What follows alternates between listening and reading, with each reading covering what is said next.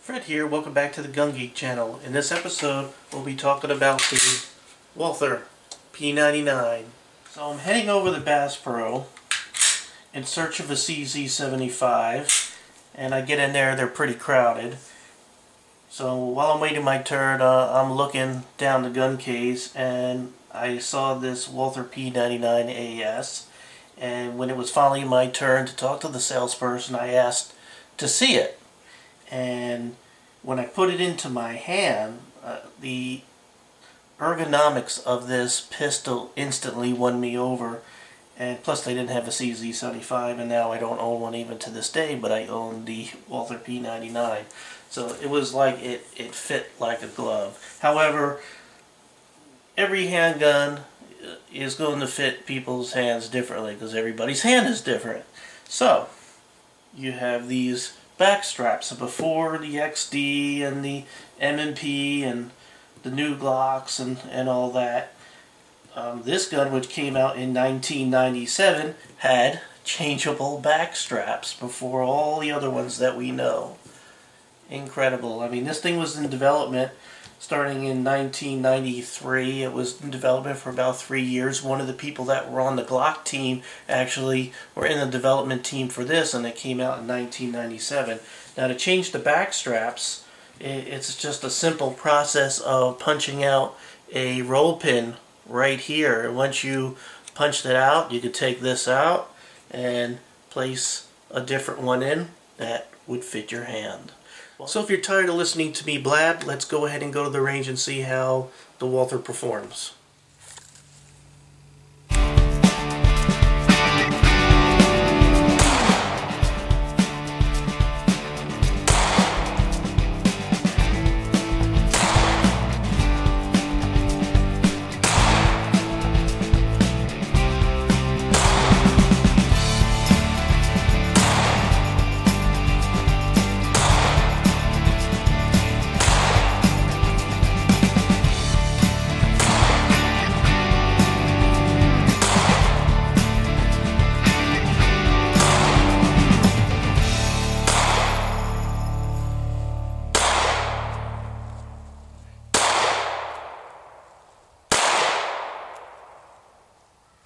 Okay, what I'll be doing in this shot, I'm going to be firing the P99 Walther. In a magazine, I have 10 rounds. One of them is a snap cap.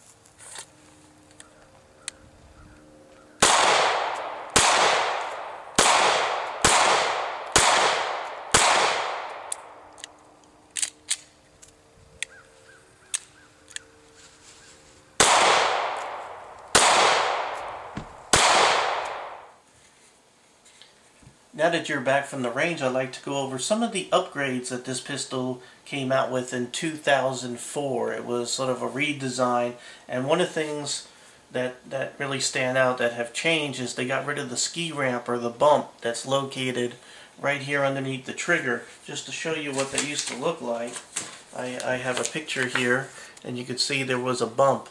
And the problem with that bump is when your finger came back, it would get clipped between the bottom of the trigger and the bottom of the trigger guard. It would get pinched. Another redesign is the accessory rail. They used to have some sort of proprietary type rail here, and they changed it to a more standard accessory rail. Another change is the magazine release. I'm going to go ahead and put an empty magazine in here.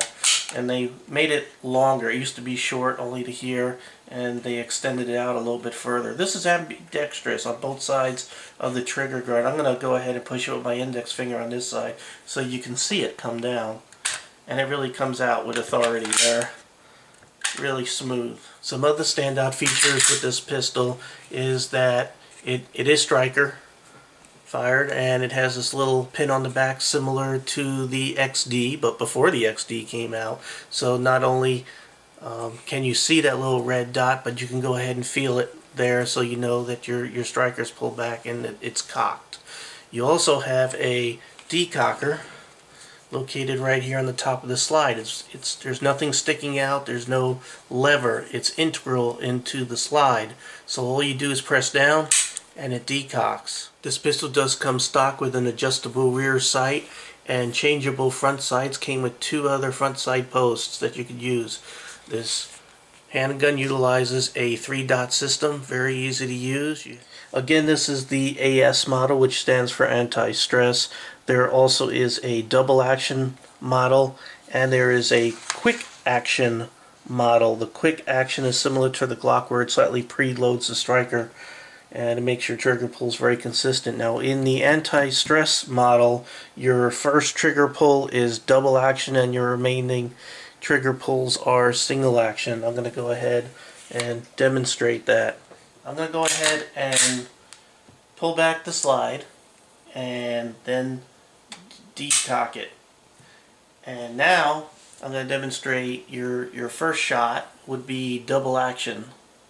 So it's a heavy trigger all the way to the back, and it would go off. Your slide would come back, and I'm going to go ahead and release the trigger to the reset right there. So now I can pull back and get the second shot, which is very short. So all your single action shots after are very short. Reset, and you could get your remaining shots off rather quickly. Now I'm going to go ahead and demonstrate something else here. Let's say you go ahead and put your magazine in there and you go ahead and load your first round. Now I'm going to demonstrate the anti-stress trigger of this pistol. You're going to pull it back. Now it's really light, but you have to pull it back to that first stop right there. Basically, it's even longer than where your reset is. And so you have to give it that first pull halfway back, and then it's like in single action at this point. And so it's pretty light. The workmanship of the P99 is top notch. Everything is just gorgeous, even the markings, with the exception of what Smith & Wesson felt they had to do, and that Smith & Wesson put their roll mark right here on the tip, and it's rough, and when you go over it with a rag or some sort of I'm trying to keep the serial number covered, you can see how it catches threads off your wipe or something. Really messed up. Smith & Wesson has something to do with the Walther P99s as far as importing. There was also a joint venture where they designed the slides and Walther designed the lowers, and they came out with something called the S&W 99, which is nearly identical to the Walther P99 but a little bit cheaper. So if you don't have the money to get the P99, you might want to look at maybe the Smith & Wesson 99. Really good pistol. Takedown is super easy, very Glock-like. First thing you do is point it in a safe direction and fire. Or you can go ahead and utilize the decocker. We'll go ahead and demonstrate that. And decock. Go ahead and pull slightly back, and then pull down on these tabs right here. Just like a Glock. Pull down, and off comes the slide. And again, very Glock-like. All you have to do is remove your captive guide rod, and here is your barrel. The P99 comes in both 9mm and 40 Smith & Wesson. 9mm holds 15 rounds, the 40 holds 12 rounds. By the way, there's also a compact model. This has a 4-inch barrel, the compact has a 3.5-inch barrel. To sum everything up, I highly recommend the P99. Again, walk into the store, put your hands around the grip of this particular pistol, and you'll be pleasantly surprised. I've put thousands of rounds through this, and it has worked flawlessly from day one. And you can see some of the videos of me shooting this on the range going back at least 2 years. So I've had this for 2 years. It's worked flawlessly. Anyway, again, thank you very much for coming by the Gun Geek channel. I really appreciate it, and welcome to all the new subscribers. Again, really appreciate it. And keep on coming back. Thank you for watching.